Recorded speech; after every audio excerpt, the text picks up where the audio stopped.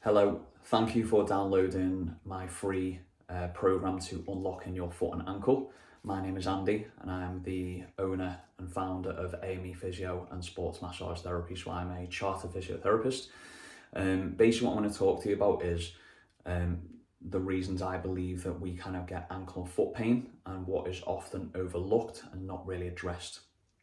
So essentially what you might find is you might have been kind of put in orthotics, being given you banded exercises and general like standing on one leg, your balance sort of exercises.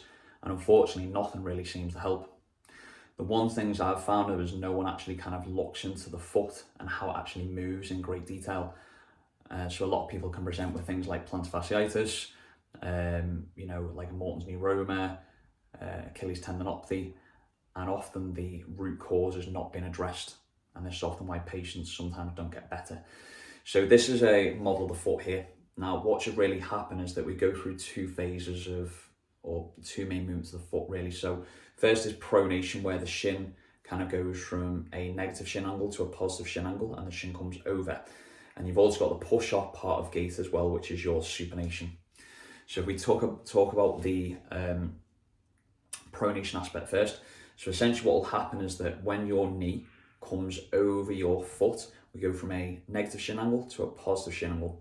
And what you can see as I do that there, you can see how I get a flattening of this arch and stuff here. And this is called forefoot dorsiflexion. So essentially as my shin comes over my foot, I'm going to get forefoot dorsiflexion. And at the same time, my heel will tuck underneath into like plantar flexion. So that's going to go there, and then the heel is going to tuck underneath. So in the sagittal plane, which is basically this sort of movement here, so anything in this sort of direction, you're going to get kind of forefoot dorsiflexion and you're going to get plantar flexion of the calcaneus. In the frontal plane, what will happen as well is the heel will also move outwards. So the heel will move out in that direction. So as the kind of knee comes over the foot, the heel is also going to go this way as well as the knee comes over the foot.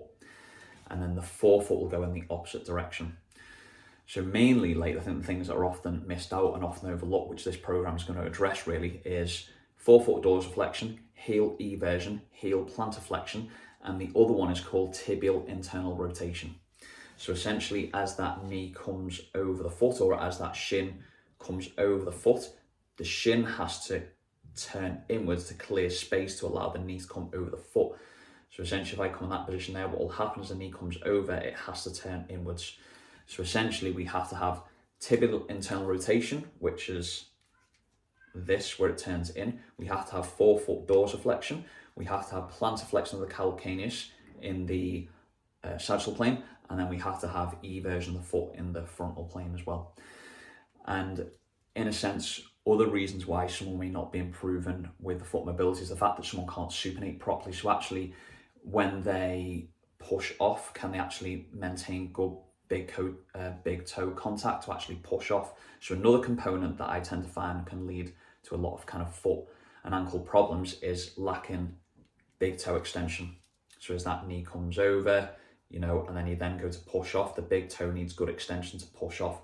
And often with like a lot of runners, even people who do a lot of walking, sometimes the big toe doesn't move enough. It basically means they don't push off very well. So what this program is going to address, is going to address the main factors here. One, with patients that lack pronation of the foot, so actually the ability of the forefoot to be able to dorsiflex and the heel to be able to plantar flex and evert.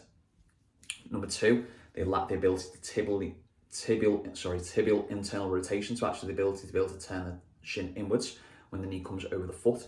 And the other one is actually that great toe extension, the ability to actually push off into supination to enable that person to propel forwards in running, jogging, walking, whatever that person does in day to day, even when doing stairs. So I hope that kind of makes a lot of sense and a lot of clarity of why people may still get pain. What I'm going to do in the upcoming videos is actually go through drills to improve your supination, your heel mobility, your great toe extension, and your tibial internal rotation.